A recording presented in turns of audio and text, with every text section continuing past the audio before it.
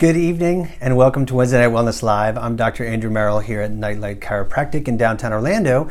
And each week we do a video like this Wednesday Night Wellness Live video, so that we can answer our patients' questions that they give to us each week en masse, right? So we get a bunch of questions. They all seem to have a common theme that week. I don't know if it's due to what's on the media or due to what's going on in the world, what's going on in their life, but every week we get tons of questions and they all have a common theme. So we do these videos so that we can answer those common themed questions. Now, as I do this live video, if you have questions, you can ask them in that comments box underneath. I will see them. I will answer them live to the best of my ability, and we'll go from there. But tonight I wanted to talk about diets, right? So a lot of patients who come in, they want to know what we recommend for a diet. They're not just trying to be healthy. Sometimes they're just trying to lose weight. Sometimes it's a combination of trying to be healthy and losing weight. And so we're trying to give the best advice that we can based on the research, so that our patients are doing the right diets for them. And so two of the most common diets that we see coming through right now are the keto diet and the intermittent fasting diet. And they're coming from all different kinds of sources. They're coming from a variety of books that are out right now and popular right now. And so I wanted to quickly cover the differences and similarities between the two, but also why we recommend one versus the other. And before I even get into it, I got to kind of preface this with, people get pretty passionate about this stuff, right? So you'll read a book or you'll read a news release, you might read a research study that says, no, this is the way it has to be, and it doesn't have to be that way, right? So it's okay if you disagree with the research that I'm quoting, with the path that I'm taking, with the determinations that I've made based on the research that I've looked at, but it's not a one-shot deal. It's not a one-size-fits-all here. So if you do it your way and it works for you, keep doing it your way, right? If it's going well, just keep doing what you're doing. So let's go over the keto diet first, right? So the keto diet is basically a means of decreasing your carbohydrates, right? So let's call it the no-carb diet, because the idea is to get your carbohydrates way down so your body goes into something called ketosis. And ketosis is when your body starts to burn fat, your fat, the fat that's on you, for fuel, and then uses that in place of the sugar that it's not getting from the easy carbohydrates that it turns into sugar. And so when your body goes into that ketogenic state and it's burning this fat, a whole bunch of things happen to you metabolically, and I wanted to go over that with you here real quick. So one of the things that happens to you is that you get very quick weight loss very fast.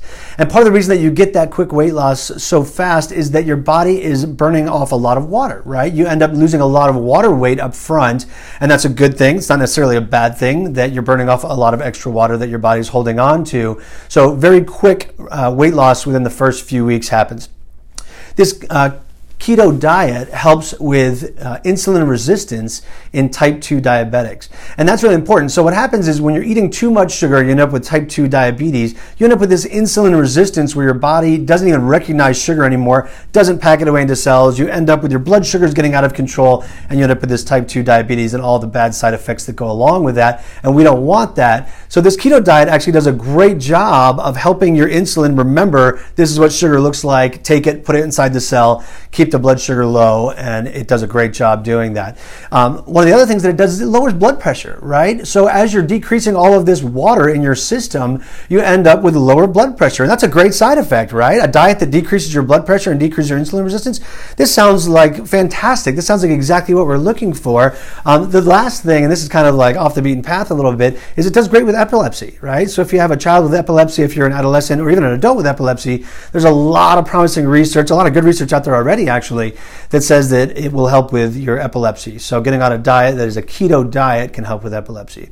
So if it sounds so good and it has all these good side effects, why wouldn't we recommend that? And so here's kind of the downsides of that keto diet. Well, one is kidney stones, right? So in place of the carbohydrates that you're not eating, you end up eating a lot more fat and then oftentimes a lot more protein. And a high protein diet ends up causing kidney stones. It's just what happens. It's just one of the risks, one of the pitfalls of changing the macronutrients inside your diet. So kidney stones is a real risk. Nutrient deficiencies or nutritional deficiencies, vitamin deficiencies, mineral deficiencies is another common side effect that happens with this keto diet. And again, it happens because in avoiding carbohydrates, you're avoiding a lot of fruits and vegetables, right? Fruits and vegetables are jam-packed with a lot of vitamins, nutrients, a lot of minerals. And if you're not getting them in your diet, then you have to supplement with them. So as you're giving up carbohydrates, you're also maybe giving up some of these other nutrients, which is not necessarily a good thing. That's that's actually a really bad thing. One of the other things that happens with this keto diet is reduced athletic performance. Now, if you're trying to get healthy, if you're trying to get fit, if you're trying not just to lose weight, but also to get in shape, you don't really want to have decreased athletic performance, right? So it's decreased endurance performance, and it's also decreased peak strength performance. You don't want to have negative anything when you're trying to get fit. So decreased athletic performance, bad side effect of ketosis.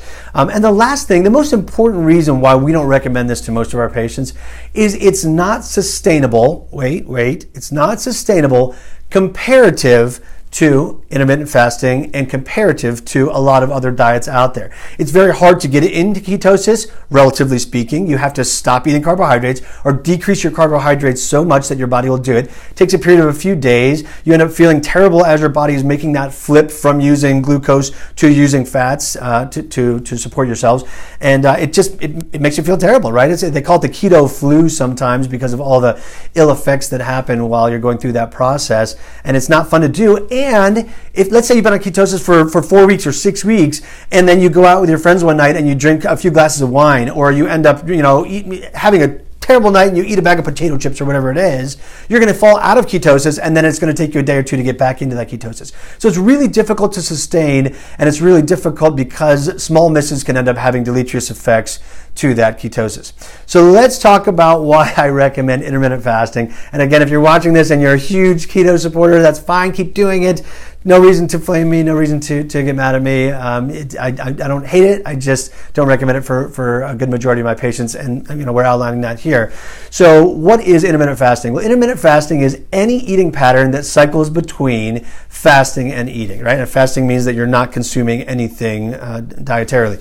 So the easiest way to do it, the easiest way to think about intermittent fasting is if you could cram all of your eating into 8 hours, that would mean that 16 hours a day you're not eating, and that's considered that fasting period. And 8 hours a day you are eating, whether it's 1 meal or 2 meals or 10 meals, you're getting all of your calories in that shorter time period. And what that ends up doing is during the time that you're fasting, the 16 hours, your body is finding different ways to go about feeding itself or maintaining itself, and it will give you similar effects to that ketosis diet, although not quite the same way. So that's the easiest way to think about it. That's the way most people do it, is cram all of your meals into an 8-hour period.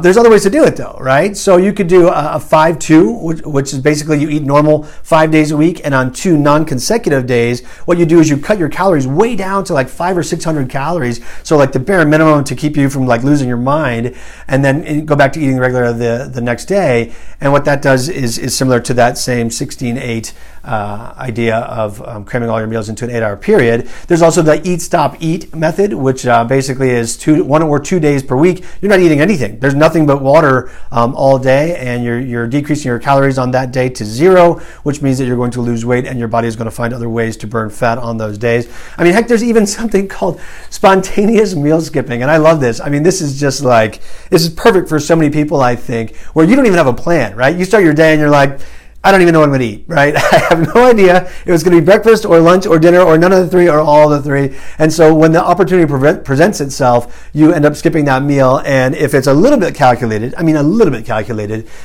end up getting the same good benefit of some of these other ways to intermittently fast. So I just think it's great. I mean, just randomly saying, I'm gonna maybe skip this meal, and then you end up having good positive health effects.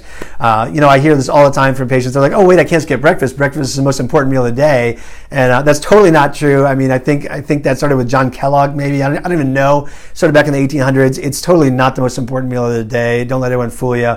But it's one of the easier ways to get into this intermittent fasting. So you can look up research on breakfast, by the way. It's not that important.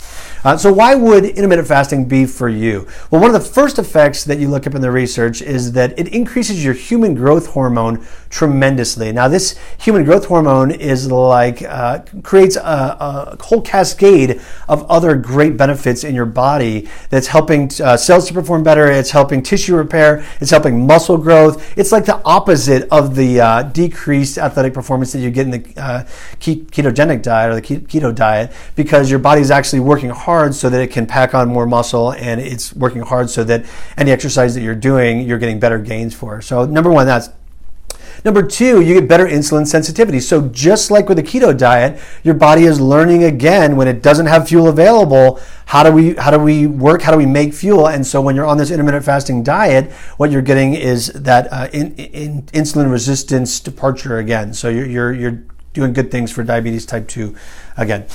So this is another really important part. You get cellular repair and gene expression changes towards longevity, right? And so I've been doing a little bit more research into longevity recently, and I love this idea because what you're doing when you're fasting or when you're going from periods of fasting to eating is you're tricking your body into thinking we have a chance now to change what we're doing, and then when we get more food, we can go back to what we were doing before. And your body is kind of going through two different paths. You're going through a period of trying to repair all the cellular damage that you're doing, keep your DNA running so that you can keep your cells replicating, and you're also trying to move forward and grow and procreate and go be a being, go be an animal and do all those other things. And so the good balance between the two genetically and on a cellular level is happening better when you're in that intermittent fasting state. You're getting the best of both worlds when you're doing that. And then the last thing, and again, basically the reason that I recommend intermittent fasting versus the keto diet is because it's very, very sustainable. I mean, heck, just like I said, you can do this almost by accident, right? If you just didn't have food in your pantry that morning, you are still getting that intermittent fasting idea. Not that I recommend doing it by accident, but you could. And so it's incredibly sustainable. If the keto diet is all about what you eat and limiting carbohydrates, the intermittent fasting diet is all about when you eat and just making sure that it all fits within that time. So the same way that there's a dirty keto diet, there is also a dirty intermittent fasting diet, right? So if I didn't eat for 16 hours a day, and during that 8-hour period, I had like 15 bowls of ice cream. Well, first of all, I'm really not going to lose weight, but second of all, I'm really not going to be healthy, right? So even though you're going through these diets, you can do both of these diets the right way or the wrong way. They'll both give you good result if you do them the right way. They will both give you bad result if you do them the wrong way. So be careful what you're doing when you're doing either one of these diets. I wanted to give a couple of quick answers to a lot of the questions that we're getting about the intermittent fasting, right? So this is a diet we recommend. We typically just steer people out the door with intermittent fasting. Go find the resources that you like, that you can understand, that you're going to stick to. But we get a lot of questions back, right? So everyone wants the same questions answered. So yes, you can drink water. Yes, you can drink tea. Yes, you can drink black coffee while you're in that fasting state. In fact, all three of those things are good for reducing hunger. So it's recommended that you drink them when you're in that fasting state. We eat whatever you want, but it's better to be healthy. So like I was saying a minute ago, during that 8-hour period, we still recommend lean meats, a lot of vegetables, some fruits, a little bit of dairy, maybe a little bit of grains, but a diet based on lean meats and vegetables is going to be best for you in the long run. So during that 8-hour period, if you can stick to that, you're going to be better off for it. And then the last thing that I get is some patients come back and they're like, well, how do I start? Where do I start? What do I do? And the answer is just jump right in, right? So out of those methods that I just mentioned, just talked about, you can jump right in with whichever one of those sounds the best to you, right? So if you typically skip breakfast anyways, try and fit it into that, right? Skip breakfast, just do lunch and dinner and get into that 8 hours, and then don't eat anything in the other 16 hours, and you're good. You're already going. You're done. That's it.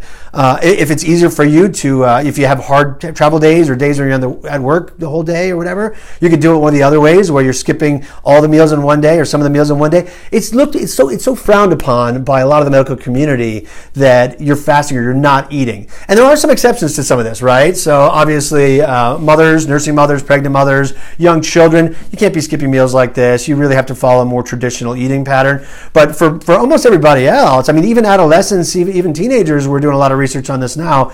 It works very well. So jump right in, get to doing it. If you have questions for me, this video is going to be posted back up to YouTube and to Facebook later on, and we'd be happy to answer any questions that come up in the comments. So don't hesitate to shoot them at me. There's tons of resources out there, though. Jump in and get started. That's all I have for this Wednesday Night Wellness Live. Go forth, be merry, have a great week. I will see you next time.